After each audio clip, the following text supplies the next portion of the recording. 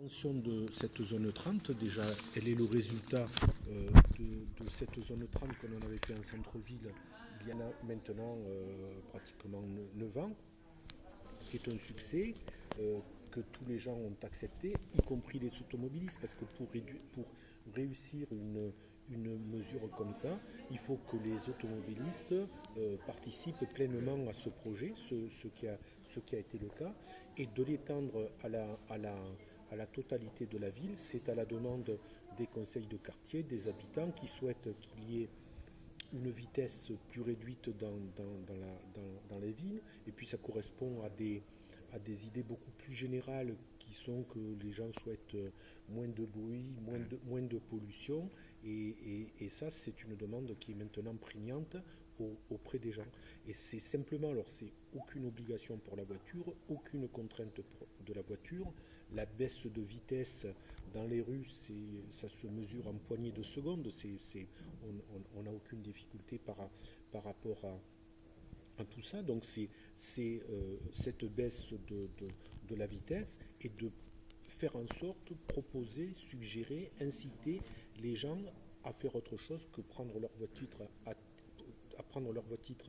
voiture à titre individuel pour aller à leur travail. Ils peuvent y aller à pied. C'est promouvoir le déplacement à vélo aussi. Voilà, et bien sûr, et promouvoir le déplacement à vélo. Et la zone 30 permet aussi de redonner une place au vélo, parce que quand on est en ville, c'est impossible de créer des pistes cyclables, tout simplement parce qu'on n'en a pas la place. Et le fait de la zone 30 permet au vélo d'aller pratiquement en ligne droite de leur lieu de départ à leur lieu d'arrivée, mais ça aussi, ça permet à toute une série de gens de, entre guillemets, récupérer la rue, ou plus exactement les trottoirs. Je pense aux personnes âgées, aux mamans avec une poussette, etc., qui peuvent profiter plus facilement de la ville sans trop de problèmes et sans trop de craintes, par exemple avec des enfants.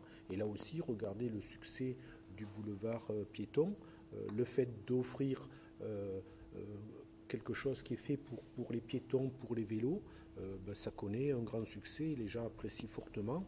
Dès qu'il fait beau, vous le voyez, le monde qu'il y a sur le boulevard piétonnier à Genêt. À partir de quand cette transformation ? On démarre les travaux dès à présent.